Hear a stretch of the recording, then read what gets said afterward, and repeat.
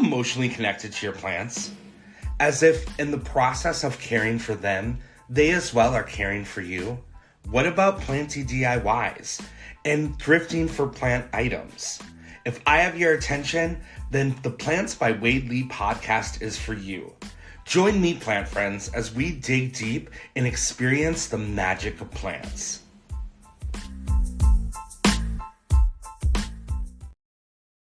People, thank you so much for tuning in to the 17th episode of the Plants by Wade Lee podcast.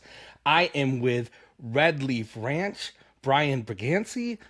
Welcome to the pod. I'm so excited to have you on. I actually just recently posted a reel of making kale chips because I saw you and your mom making them, and I was like, I have a huge harvest. I'm just gonna.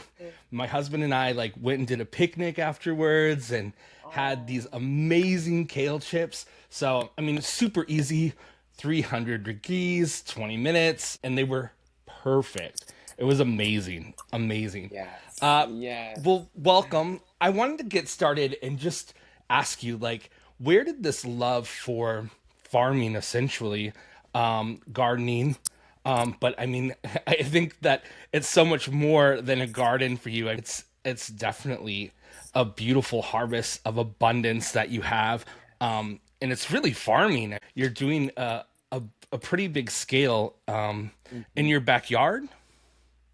Well, first off, Wade, so excited to be here. Thank you for having me. I don't have a background in gardening or horticulture.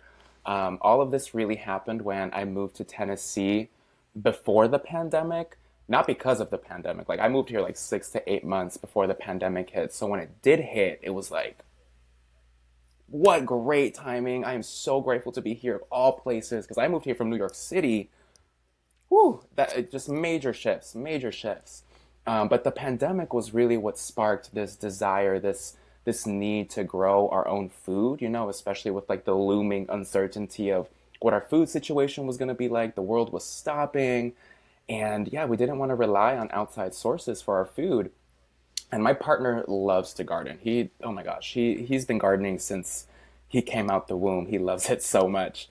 But he's more of an ornamental gardener, a landscaper. So seeing him frolic through all his flowers and planting his heart out, I was like, I need to give gardening a try. But again, with that desire to grow food. So March of 2020 was the first time I ever planted anything in a garden. And I just fell so deeply in love with it. And I was pursuing photography in New York City, and I was still traveling back and forth between the two when I moved here. And I had to stop because of the pandemic. And I was actually going to go to New York the week New York shut down for quarantine. I was literally on my way to the airport. Something in me said, I don't think it's a good idea. Let's turn around. And literally 3 hours later, I got the message that New York had shut down for quarantine. So that would have been a whole crazy situation if I followed through with that.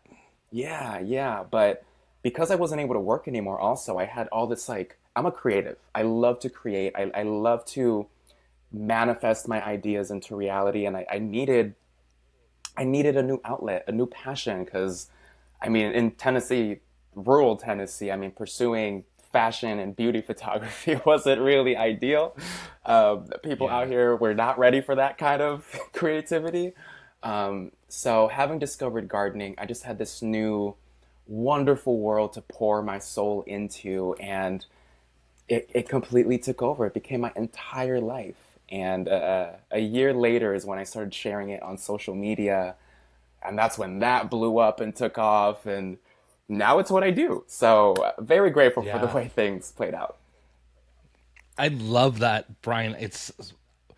We have very parallel journeys into this plant world, because I as well, before 4 years ago, before moving to Florida, and I live in Jacksonville. It's kind of rural Florida. It's the largest city mass, but we are out here, Wade. We are out here. We are in the South.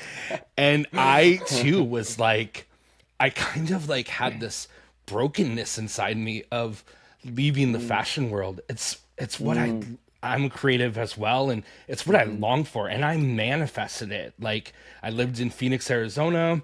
Like I manifested it through going to Fashion Week one day as a blogger, and then was like, Ooh. I'm gonna do hair. I'm gonna lead hair, and all of those amazing things happened. So leaving New York and coming here, it was just like plants really changed my life. Like, and now gardening, now that I have backyard space, it's just like, oh, this is really what my soul was yearning for, you know? And it's Yes. cool that we Yes. can use platforms like, you know, Instagram and TikTok and stuff like that to propel that creativity, because I can see in your reels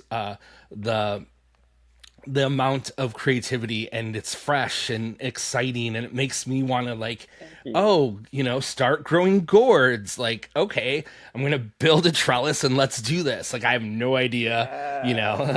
Yeah. Yeah, so You just go it's just for it. so You just cool. go for it. Yeah, I'm so excited that this journey has opened up all these opportunities for you. Let's talk about like TikTok a little bit. So, like you said, like you started sharing on social media, and then you pretty much became this like TikTok sensation. Yeah, yeah. It really it happened overnight, essentially. Um, when I first started gardening, I was sharing it on other platforms like Facebook and Instagram. I was trying to make YouTube videos also. Like I just had this desire to create, but also to find community within this space because I knew I wasn't the only one embarking on this pandemic garden journey. So I Right. wanted to find other people who were on the same path and like, share with each other, learn with each other, grow with each other. Um, and a friend of mine actually reached out in the midst of me sharing before getting on TikTok. She was like, Brian, your energy, your vibe, what you're doing right now, I am so obsessed. But why are you not on TikTok? And to me, in my mind, I was like, TikTok is just like a little dancing platform where people go and do these like little Right. trendy dances. And she was like, no, Brian, it is so much more than that. I promise you. And I was actually so hesitant to pursue TikTok just because, as a photographer, having that background, Instagram was like all I knew and what I was comfortable with and creating for. But finally, after 6 months of her like nudging me, I finally caved and decided to hop onto TikTok to see what it was about. And what immediately drew me to TikTok was how easy it was to create content, how accessible it create became to create video content, and specifically, Right. because creating for YouTube and having a photographer background, it's like I didn't spend 4 grand on a camera just to like not use it. So I was like very determined to use this camera. But within that, it took so long to make content, especially long form content for YouTube. So just the accessibility and being able to do everything right from the comfort of my phone, it was like, oh my God, this is actually wonderful. And I Right. quickly fell in love with creating content on TikTok, especially with gardening.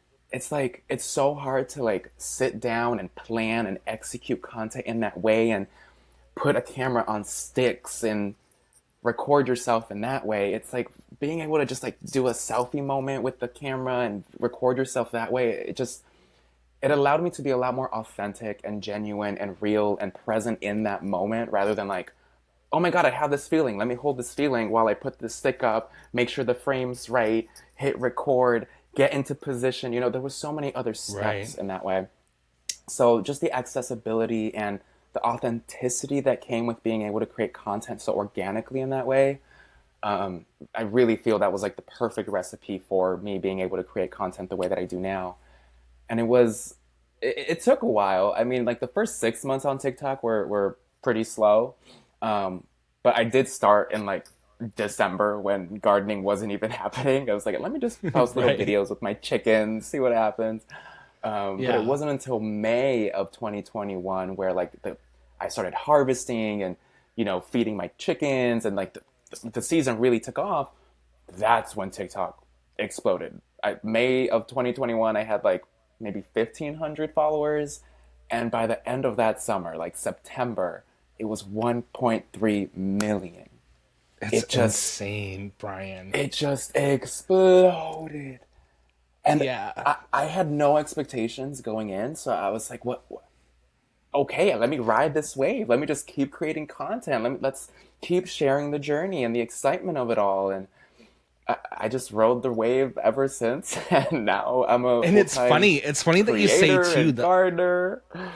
yeah, it's funny that you say about the dancing because I too was like, this is for kids. Like kids dance on Yes, this. It's yes. like you really rode that wave after that Mm-hmm. whole trend of all those videos. And yeah, people are probably sick of it. They're like, oh, this dude is doing something that I can like also do. And it's so Yes, cool. yes, Yeah, it's so yes. And I awesome. mean, like, if I can do it, someone who has never gardened a day before in their life, like, that's a pure testament that anyone can do this. It is, Yeah. it's just what I love about what I do is what I notice, especially with how much engagement and like how many comments I get now. I see a lot of like commonalities. I see a lot of trends or a lot of like common trains of thought that people have based on fear.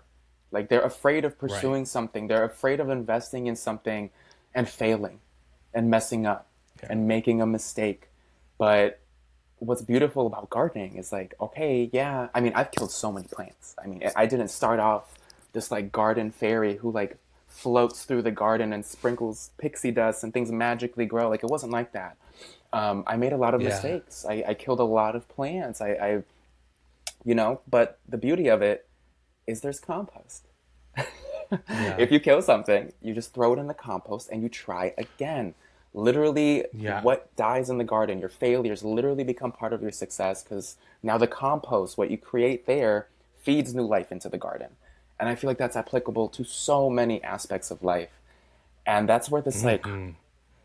that's where like the mentality and the mindset of abundance really came from. Just like all of it, everything, the good and the bad. Hmm. It's all part of the abundance.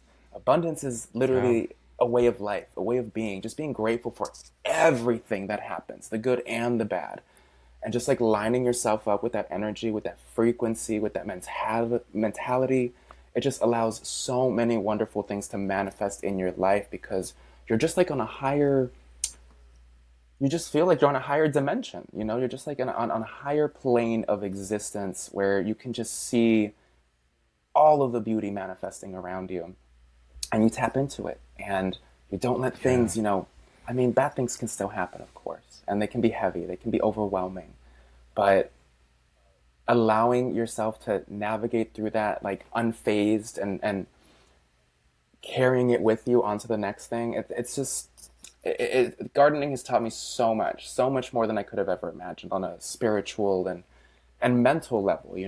It surprised me in that way because at first I thought it was just like I thought it was purely physical, but as I got deeper into it, and I'm already a very like spiritual human, I've always been. Um, Yeah. so working in the garden and like I would literally have moments where I'd be like tending to a plant or I have to prune something or I'm harvesting something and I have this moment and it literally feels like an epiphany, like an aha moment where just like parallels just click, like these ideas click, they connect and it just makes so much sense. And I've seen so many parallels. I've discovered so many parallels on how the way we tend to a garden is very similar to how we should tend to ourselves and our communities. It's just there's so Yeah. many things to learn. There's so many ways to grow in a garden, not just the physical part of it. Yeah. Yeah. I love the part too that like cuz you wrote a book, so a lot of this knowledge from your book is those trial and errors, right? I mean, this is how Yes. you've learned to become the grower that you are through these obstacles that happen and then you're like, "Oh yeah, like this was this didn't work, but I can try it Yeah. this way." And Yeah. then you have the harvest of the abundance. On a spiritual level, I think I didn't even ask you about that yet, so I think it's so awesome that you went there because my first episode I talk about the first episode of the podcast, I talk about being emotionally connected to plants and how that is a real thing. You know, they are source energy, and I can tell, you know, and Yes. the highs and lows of even my own personal life. Like last week, I just kind of had a week, and like I I didn't even have the energy to like be with my plants, and I didn't even have the energy to be with myself. So it was just like, and I gave myself that time to just kind of get through it. But it's interesting. I can relate to the spiritual realm of plants. I was introduced to plants when a time in my life. My husband, like I said, I had also lived in New York and worked in fashion. Hmm. My husband was from Jacksonville, and we lived in New York. We met in New York. We were together Hmm. almost a decade, and he got diagnosed with pancreatic cancer, and then the pandemic happened, and all of these crazy things in life were being thrown. You know, my career was gone. My husband has a death sentence, so to speak. I mean, it's stage 3 pancreatic cancer. It was wrapped around uh, main a main blood vessel, so the opportunity to have what is called the Whipple to remove the tumor could not even happen. 40 years old when he was diagnosed, and we moved to we come to New York. We come from New York to move to Florida. I bought my first 8 plants, and those plants changed my life. It was so interesting to have the person that I love decaying in front of me, but being able to like breathe life into these plants and, you know, take care of them. Because that was the biggest thing as like a caregiver. I was just like, what do I take care of now? This is all I know. And then as I've been taking care of plants, it was like, oh yeah, yeah, you got to take care of yourself. Hmm. You got to get yourself dressed in the morning and feed yourself and get to the gym, and you are alive, you are breathing. Although your soul feels like you cannot go on, you have to. You know, it's such a kindred spirit because I can relate to that so much, and it's powerful. I mean, if you It really is. allow yourself to be in those times of meditation and self-reflection while you're doing your gardening and not making it a chore, but really allowing it to be a meditation, it can be very powerful. Absolutely, absolutely. And I've seen time and time again how the garden and just like tending to plants and working with plants, it really becomes an extension of you. It's a pure reflection of your current state. So Yeah. showing up, being there for your plants is literally you showing up and being there for yourself as well. Yeah. And I just want to express my love and Thank condolences you. for everything you've experienced there, because that's hard. That's so heavy. But I'm grateful you discovered Yeah. plants within that, because they can be such a nurturing and healing thing Right. to nurture something in that way. Yeah. And you know, talking about cultivating like that relationship with Steven, remarried now. I have a beautiful husband who is so supportive and open to, you know, we have an incredible relationship with Steven's family. There is another parallel of like something dying, but yet it's still cultivating life. It's just really, really beautiful. Talking about family, your mom is a big part Yeah. of your your cooking reels. I love seeing you and your mom cook, and I can see that you guys have such a special bond. Could you talk a little bit about your mom coming? And she wasn't in Tennessee, right? She recently moved. Yes, correct. One of the, well, first, my motivation, my drive, everything that I've ever pursued has always been to provide something better for my family. that is always that's my number one driving force in everything that I do. Um, and when I embarked on this gardening journey and started growing all this food and cultivating all of this abundance, I quickly realized like this is so special. This is so incredible. But I mean, with my just my partner and I mean, yeah, I cook for us, but I wanted to share. I needed, Yeah. it reminds you like how much more special this experience would be if you had a community, if you have a community to share it with. So it was always a dream moving down here and just experiencing this like peace, this tranquility, this natural world around me, something I never experienced growing up. I grew up in Chicago and living this experience and knowing my mom was still in Chicago while I was over here like frolicking in a meadow and growing all this beautiful food. It's like I need to share this with my family. I want my family here Yeah. so bad. So again, with that motivation, it really drove a lot of the work that I did. Still drives a lot of the work that I do. It'll always drive work that I do. And I'm so grateful to say that last year I was able to move with the success of TikTok and how everything unfolded. I was able to move my mom down here to Tennessee and finally get her to retire, which has been one of my greatest dreams come true. But It's now I amazing. want to take it even a step further. She doesn't live with us just yet. She lives about 20 minutes away. We got her in a little apartment close to here.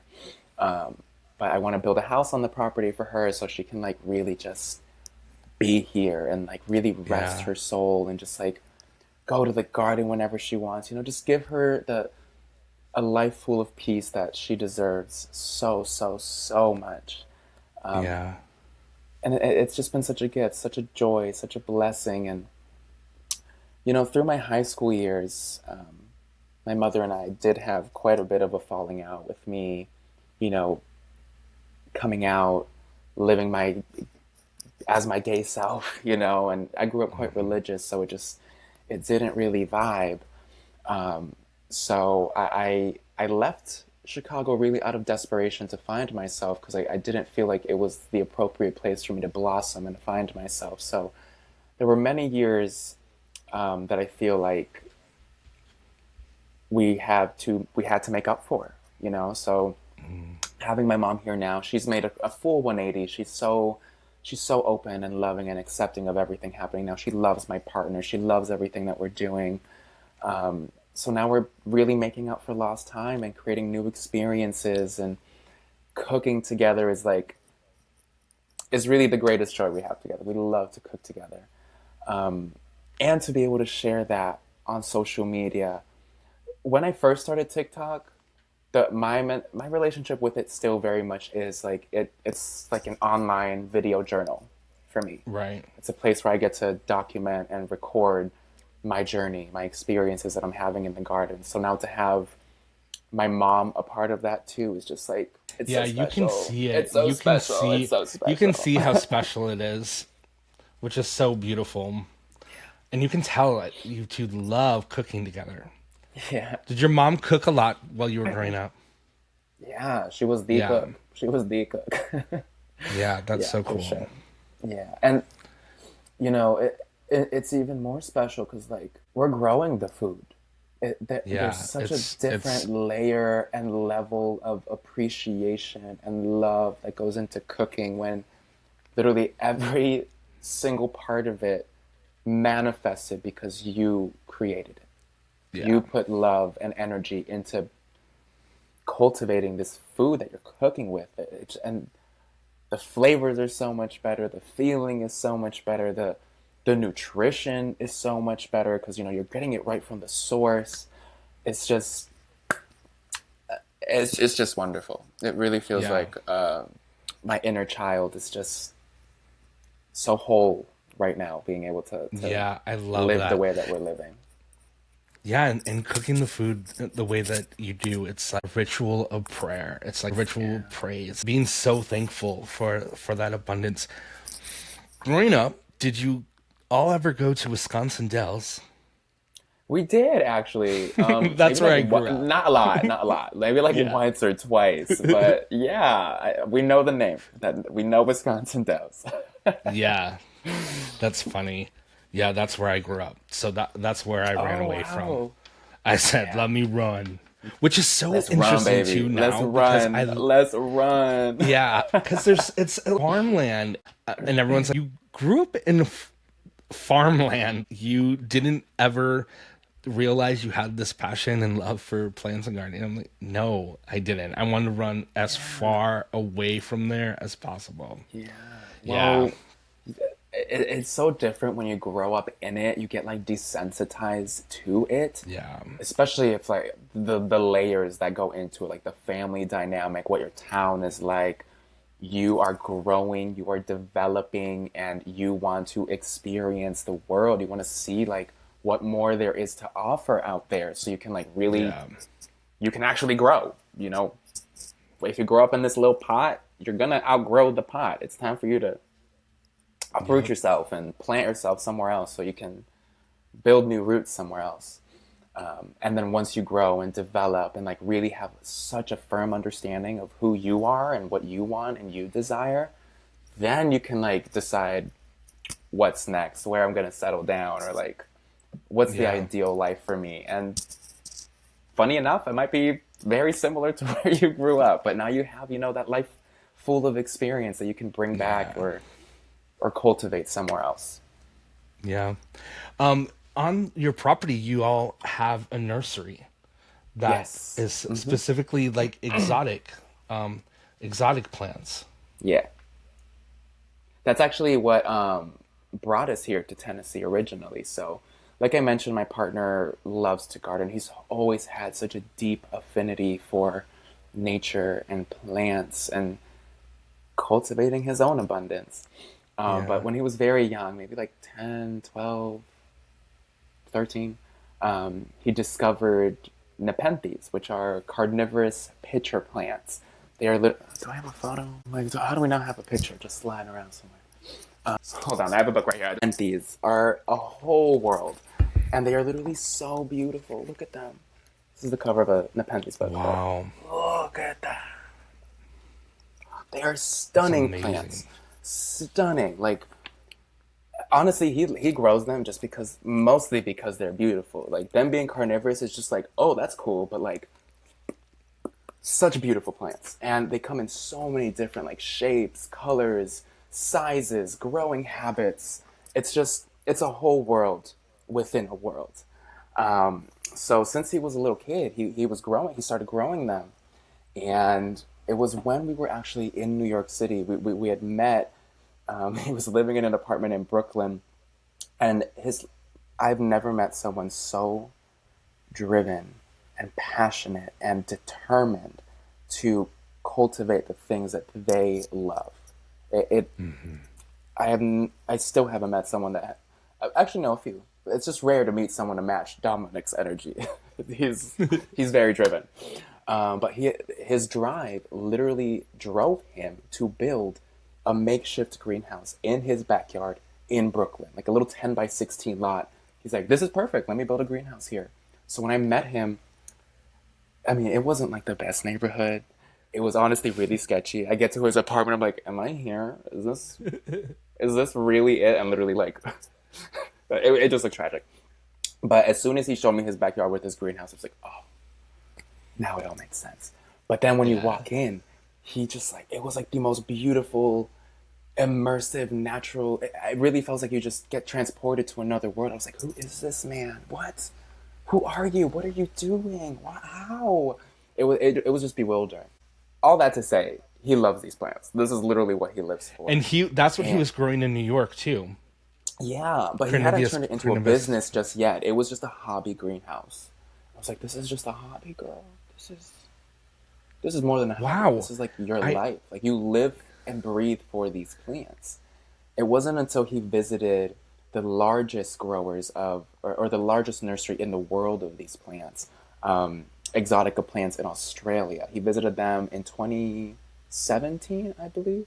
And he has been following them for like decades. Like literally when he discovered Nepenthes, he discovered them and he followed their journey for like decades. And he was finally able to go visit them for the first time and seeing their operation and like how they built their life around being able to grow these plants and it being their business.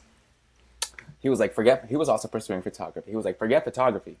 This is what I want to do for the rest of my life. So That's he so came back, and amazing. literally like that same week, he was like, I'm open for business. Let's see what happens. And it exploded, exploded, exploded. He had been in the community for some time, you know, having started Yeah, growing them way since he was a back little then. kid. So like people knew of him. He was like in the community. It's a very small, tight knit community. So the success, like it came so naturally. Like it was about time he started selling plants, Dom. But with all that success and with how little of space he had in this little backyard in Brooklyn, he needed to find more space to grow and build new greenhouses and really expand his business. So that is essentially what brought us here to Tennessee. We found the most perfect piece of land here. And the way everything unfolded beyond that, it really feels like fate, destiny that we are here. Um, Even the area that we live in here in Tennessee, we came here to start a nursery, right? Yeah. Get this. I actually wasn't involved in the purchase of the land. He was. That was all his thing. I just kind of tagged along later. But they just bought the land. They bought it without even looking at it. They were just like, this feels right. This feels like Yeah. great price, great amount of land. Like let's swoop in. This was pre-pandemic, so things were sane in terms of Yeah, buying yeah. land. Right, Um, right. we get here. We're here. We're like, yeah, we're talking with the locals. Like, oh yeah, we moved here to like start a nursery business, and we're like, oh, so this is like perfect for you. They're like, yeah, of course. It's like you know where this is, right? And I'm like, yeah, we're Warren County, Tennessee. It's like, yeah, but this is also the nursery capital of the world. Wow. The world. Literally, as you pull into Warren County, and it says, "Welcome to Warren County," it says nursery capital of the world. And we had no Wow. idea before moving here. That's So that amazing. alignment was just crazy. Yeah. Crazy, crazy, crazy. And then once we hear that, we're like driving around and we're seeing all these nurseries, all these tree farms, and all these other greenhouses. I'm like, oh, that tracks. That makes sense. Wow, we really are where we are meant to be. And then the way everything unfolded after that was just like affirmation after affirmation after affirmation. It's Why abundance. did Dom choose that area? Like he didn't he was Um, just like, "Oh, this." yeah, he was ideally motivated to, or initially motivated to like move back home to. He's from Pennsylvania. Move back home to Pennsylvania and like bring the business there. But you know, the climate up north and the winter there is Yeah. just like, you know what? Never mind. Let's try to avoid that. He also lived Yeah. in Florida, so he was thinking of Florida for some time. But it was like actually, it's too hot there. So Tennessee was like a perfect in between. Um, we have a That's much more amazing. mild winter here, a nice long growing season. And again, it was at the time it was so affordable to be able to get this amount of Right. land for the price. So I'm sure you yeah, guys were just like, wild. "What? Are you kidding me? What? We're in the growing What? capital of the world. This is insane." And with the climate and What a just with the space that we confirmation. have, yeah, truly, it really was. It is the most perfect piece of property we could have ever imagined.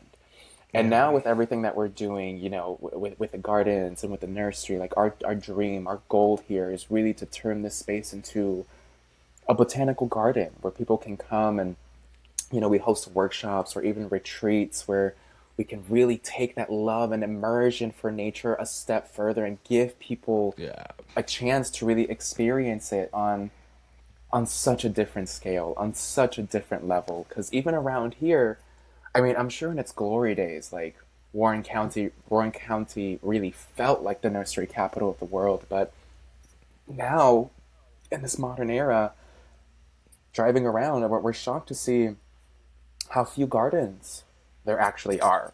You know, how Yeah. few people are actually like. I mean, there's a lot of farms out here, but like people aren't out here like gardening or like really cultivating or really like harmonizing with nature in that way. So we want to be a source of inspiration for that.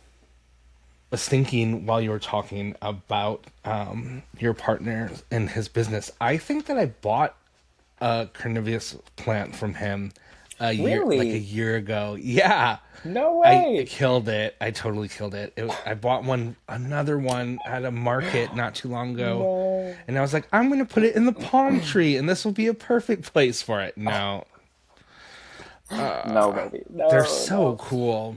Yeah, They're but they just a really have plant, their a own like genius though. very unique conditions that they need to grow in.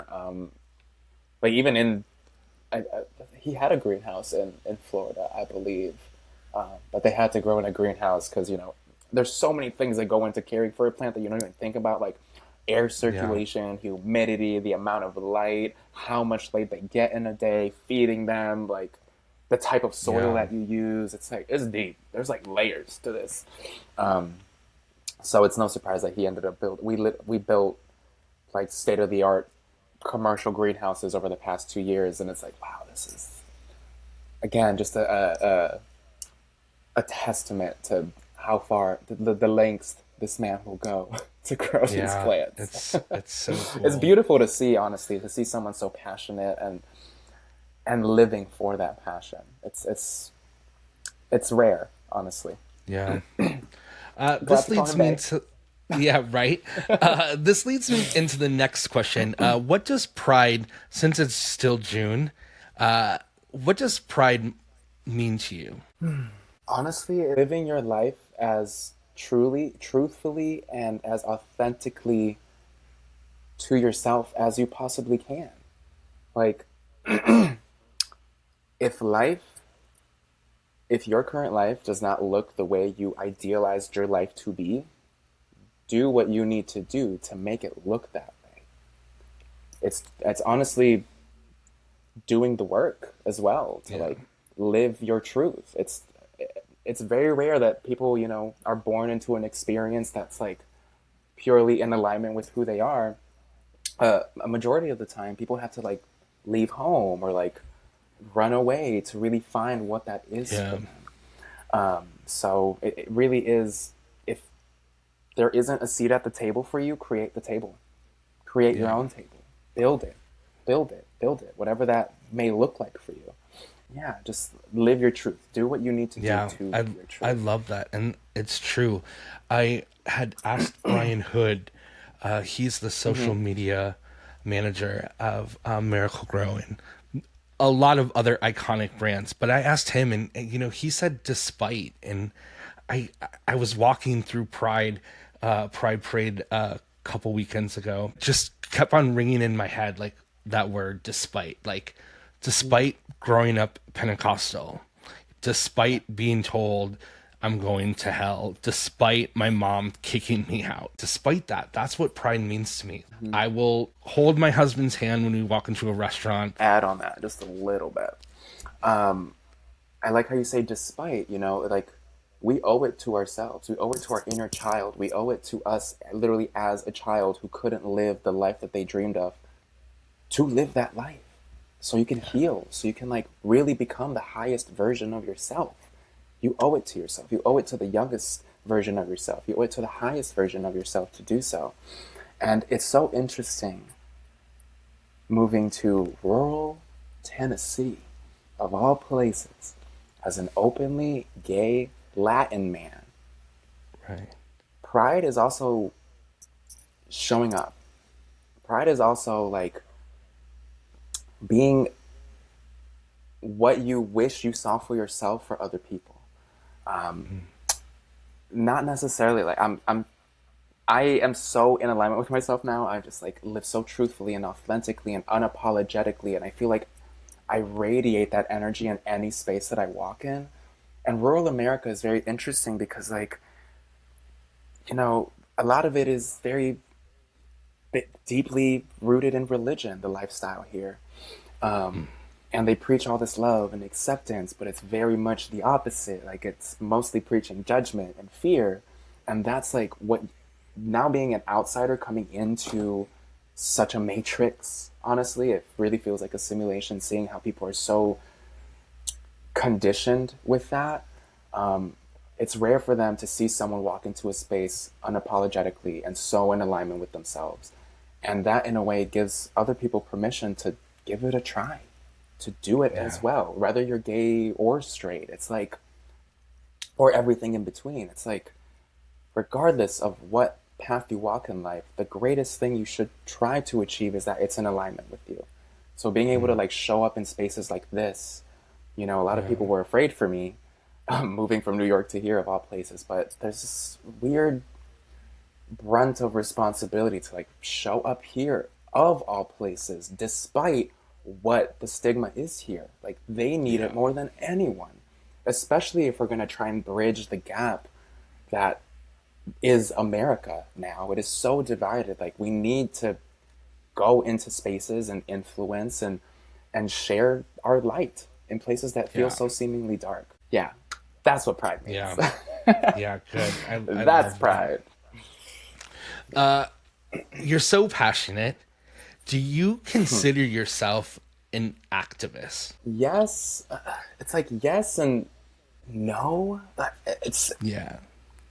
it, it's so interesting that the like I mentioned my motivations earlier, like my family being one of them, or one of the main, if not the top one. But like the very close second is definitely wanting to leave a positive impact on the world.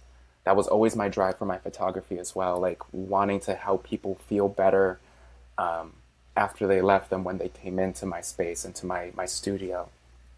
Just creating a better place, creating a better space, creating a better world has always been a very huge factor. So it's just like kind of who I am already. So to have this platform, all of it, like literally all of a sudden, it's like, okay, now I can like really speak the truths that I've always known and share that with the world. And I've always wanted to have something like this, to use it for good. So I guess, yeah, yes, I'm an activist. Yeah. Yes, I'm an activist. But there's a but there, but I can't really put my finger on it.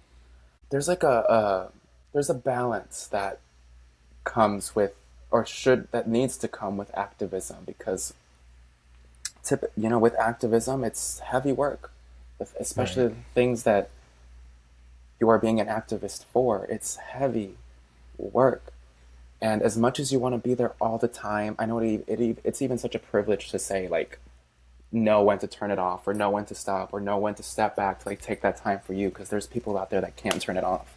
It's their reality, Yeah. you know.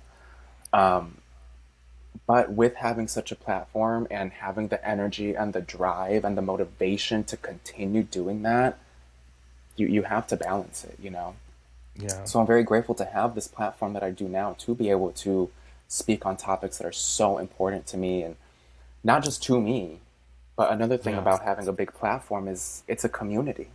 It's like Yeah. speaking on the topics that your community needs to hear or wants to hear, like Yeah.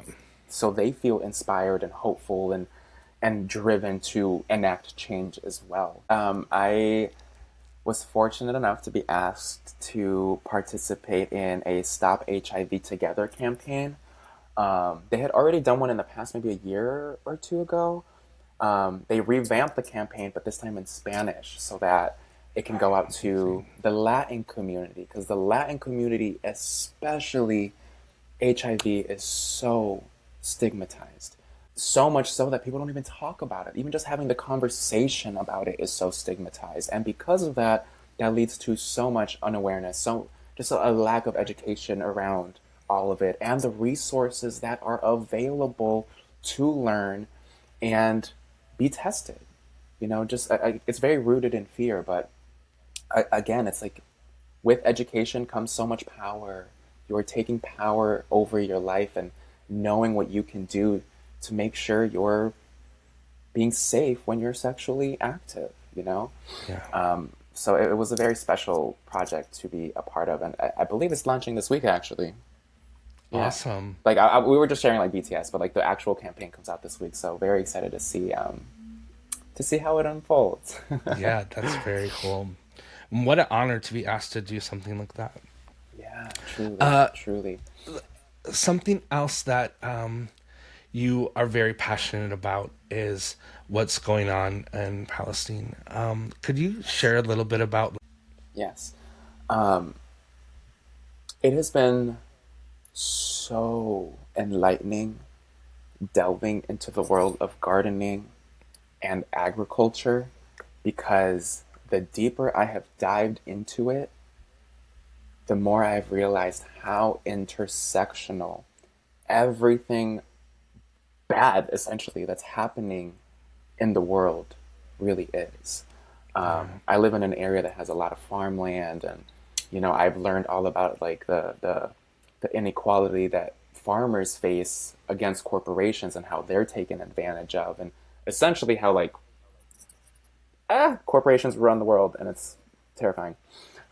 So having learned that, having that wisdom, having that knowledge, and seeing how that plays out across the rest of the world, in Palestine and Sudan and Congo, it's all at the hands of these mega corporations, of capitalism, consumerism, and it's absolutely devastating. So to be able to have a platform and use it to shed light on what's happening around the world is so important to me. And it can feel so hopeless. It can feel so hopeless with doom scrolling, especially these days. But if there's anything TikTok has taught me is there's so much power in numbers. So to be able to have such a platform, to be able to pull people together to make a difference somehow, whether it's spreading awareness or raising funds in the way that we've been doing, is very special. And I was a victim of the doom scrolling. I was scrolling through, it's like, oh my God, what can I do? This feels so hopeless. And there Mm. is this wonderful creator on TikTok. Her name is Erin Hadamer. She started speaking on everything that's happening in Gaza and Palestine. And she started this initiative in collaboration with Operation Olive Branch, who's this wonderful organization that helps pull together fundraisers, like verified fundraisers, so that we can help people around the globe um, facing these kinds of tragedies. And with the Pass the Hat movement, essentially what happened is you sign up for the movement and they pair you with a family that has been verified through Operation Olive Branch, because unfortunately there are a lot of scams out there. There are a lot of people Right. taking advantage of the situation.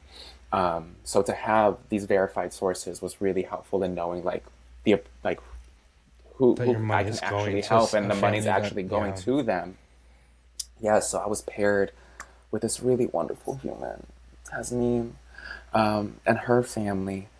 Um, and we've been raising funds for them for the past month and a half now. Um, the goal is $100,000, and I believe last time I checked, we were at $57,000, which is so great. We've been able to reach a milestone for her family where I believe it was at 30,000. Because unfortunately, the way things are operating is honestly quite corrupt down there. Like, in order to Mm. be given asylum in Egypt, they have to pass the border, and people are taking advantage of that, and they have to pay to cross the border. Mm. Um, but I'm so grateful that, regardless of that situation, we've been able to help Tasneem and her family, and now they've begun the process with that first milestone of $30,000 to evacuate her three children and her mother and Wow. father. Yeah, so it's very affirming to the work that we've been doing to be able to help with that. But we want to reach obviously the full goal and not have the family be separated in that way. Yeah. I'm actually waiting to hear back from Tasneem. I sent her a message a few days ago, but given the circumstances, they don't have the best connection out there. Um, so I'm hopeful that the next message will be positive, and we just have to keep going. We just have to keep Yeah. trying. We just have to keep trying. Where, Brian, where can people donate? The GoFundMe is linked in my link tree on all of my socials. Um, the minimum donation on GoFundMe is $5, so I have opened up my own personal Venmo to take any donations smaller than $5. Um, and throughout the week, I just send all that money over to the fundraiser. I just want to double check. Yeah, we're currently at $57,000, which is Wow. incredible. Which is Which incredible. is very, very Um, incredible. oh my gosh, that's a lot of money. So I'm happy it can go and help them. Um, Yeah. but I hope to hear an update soon. I hope they're okay. And with that, again, like speaking on the activism work, it's heavy. It's heavy work. And I feel like a big part that stops a lot of people from pursuing any form of activism is the brunt or the weight of that work. Like I'm very grateful to be doing what I'm doing, but there's just like, it's always sitting in the back of my mind, being afraid to wake up to the message that you are dreading to hear or you Yeah. don't want to hear. Um, but despite all of that, persevering and continuing to do the work because it makes a difference. It really does. Yeah. I mean, I heard the last message that I believe it was the last message. It was like we feel good because we see a light. It was something to that effect, right? And it was just They like, have hope. could She you said she feels, her and yeah. her family feel hopeful again because of the help we've been able to contribute, which Yeah. in the midst of a genocide, in the midst of waking up to bombings, in the midst of feeling nothing but dread and hopelessness around you, having a glimmer of hope can make the biggest difference in a situation like Yeah. that. Yeah, you're doing God's work, Brian. Abundance for I commend you Tasneem. so much. Abundance for Tasneem. Thank you. Thank you. Yeah. Gardening for abundance. It was so fun to create this book um, because I was able to dive into the world of gardening and the teachings of gardening, but I was able to take it a step further and really dive into the spirituality and the reflections of gardening and ourselves and just helping people cultivate abundance in their life in every aspect, not just within a garden, because the garden just teaches us so many ways to do so. It's just reflection after parallel after parallel. So it was really special being able to craft something like this and share it with the world. Yeah. And you have like maps in there of how to lay out your garden. I mean, it's very Mm-hmm. broad, the information in there there's a lot of good stuff in there. Yeah. That's awesome. And There's where can so people much. find the book, Brian? Well, it is available on Barnes and Noble and Amazon. I think it's on sale on Amazon right now, actually. But if you're an international listener or viewer of the podcast, Blackwell's ships internationally. But if you want to see all the places where you can purchase the book, you can go to our website, redleafranch.com/gardening for abundance, and it'll show you everywhere where the book is available. Awesome. Thank you so much, my love. It's such a Oh, pleasure. I really appreciate it. I'm going to watch your social media in such a different light now. I really thank you. appreciate hearing your heart, and I hope to have you back again. Yes, thank you, Wade, for having me. Of I course. thoroughly enjoyed our conversation. Thank you so much. Thank you. Awesome. Thank you so much.